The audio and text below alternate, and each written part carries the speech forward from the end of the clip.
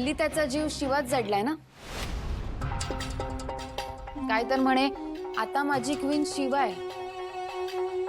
म्हणजे आजपर्यंत ज्या गाडीला क्वीन म्हणत आलाय त्याची सुद्धा किंमत ठेवली नाही आशूने। आणि ती गाडी सुद्धा आईनेच दिली होती त्याला एवढ्या लाडाने। आणि यावेळी जे गिफ्ट दिलं ते सुद्धा आईने खूप प्रेमाने दिलं होतं। आईच्या भावनांची सुद्धा कदर केली नाही आशूने। कीर्ती थांब। भाऊ, असं थांब म्हणून विषय थांबत नसतो। माणसांच्या भावना गुंतलेल्या असतात आणि इथे तर आता आईचा जीव गुंतलाय। बरोबर आहे कीर्ती, पण सीता आशूने हे का केलं हे समजून घेऊया ना आपण। तुम्ही तिची बाजू घेणार माहीतच होतं मला, पण आज पहिल्यांदा असं होतंय की आशू त्याच्या वाढदिवसाच्या दिवशी घरी नाहीये। पण त्यालाच त्याच्या माणसांबद्दल काही वाटत नसेल तर? पण ह्या सगळ्यात चूक कोणाची आहे हे मला पक्क माहिती आहे।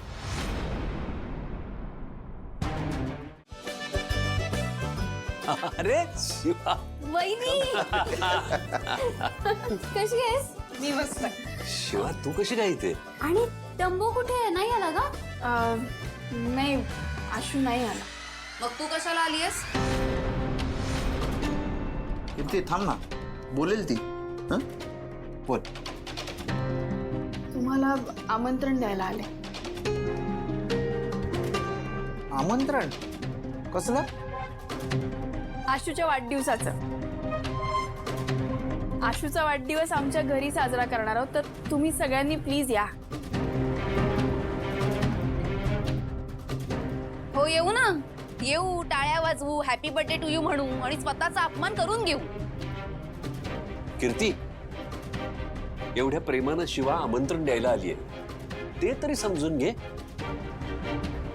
तेच सांगते भाऊ मी तुम्हाला, तुमच्याच लेकाच्या बर्थडेचं आमंत्रण ही द्यायला आलीये तुम्हाला। पण काल आम्ही एवढ्या प्रेमाने गेलो होतो तेव्हा काय झालं विसरलीस का? हे बघा, काल जे काही झालं त्याचं वाईट मलाही वाटलंय। घ्या, सगळं करून नामानिराळं कसं राहायचं ना हे तुझ्याकडून शिकायला पाहिजे। आणि कसलं वाईट वाटतंय तुला? कीर्ती कीर्ती ती काय बोलतेय, तू काय? थांब ना जरा। नाही हा काका, ह्या वेळेला मी बरोबरच बोलते। कारण काल जे झालं होतं ना त्याला ही मुलगी जबाबदार आहे आणि आता आली आहे सगळ्यांसमोर नाटकं करायला। भाऊ तुमची सून ना खूप नाटकी आहे, प्लीज प्लीज तिला पाठीशी घालू नका। हे बघा ताई, तुम्हाला काय म्हणायचं ते म्हणा, पण आशूसाठी आजचा दिवस खूप महत्वाचा आहे आणि आजच्या दिवशी त्याची माणसं त्याच्या जवळ असणं खूप महत्वाचं आहे। भाऊ अहो, काल आशू तुम्हा सगळ्यांना खूप मिस करत होता।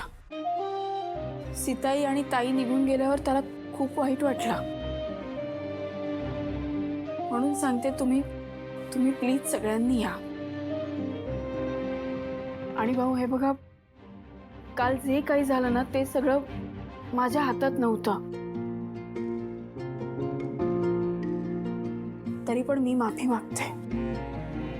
शिवा तू माफी मागू नकोस, काल जे घडलं त्यात तुझी काहीच चूक नव्हती।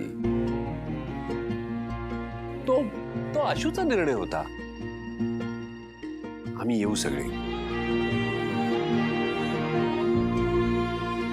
सीताई तुम्ही पण या, तुम्ही आलात तर बरं वाटेल त्याला। मी येणार नाही। आणि जिथे माझ्या आईचा अपमान होतो तिथे मी पाऊलही टाकणार नाही। सीता आपणच समजून घेतलं पाहिजे ना, आपल्या मुलासाठी एवढं तर करूच शकतो ना आपण। हे बघा, तुम्ही आलात ना तर तो खूप खुश होईल। तुम्ही त्याला ओवाळलं पाहिजे। तुम्ही ओवाळलात ना तर त्याला वाटेल आज त्याचा वाढदिवस आहे। तुझ्या काहीही सांगणार ना आई। हे बघा सीताई, तुमच्या दृष्टीने तो चुकीचा आहे, पण त्याचं तुमच्यावर खूप प्रेम आहे, तुम्हाला माहिती आहे ना। तुम्ही नाही आलात तर त्याला खरंच खूप वाईट वाटेल. त्यामुळे तुम्ही नक्की या.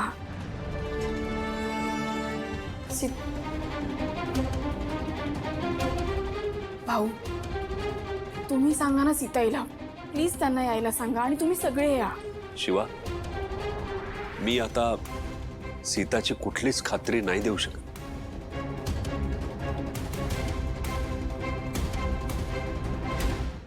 काय करतो म्हणजे तुला भेट. सॉरी इट्स ओके, काही नाही. ऑफिस आहे माझं हे मांजा.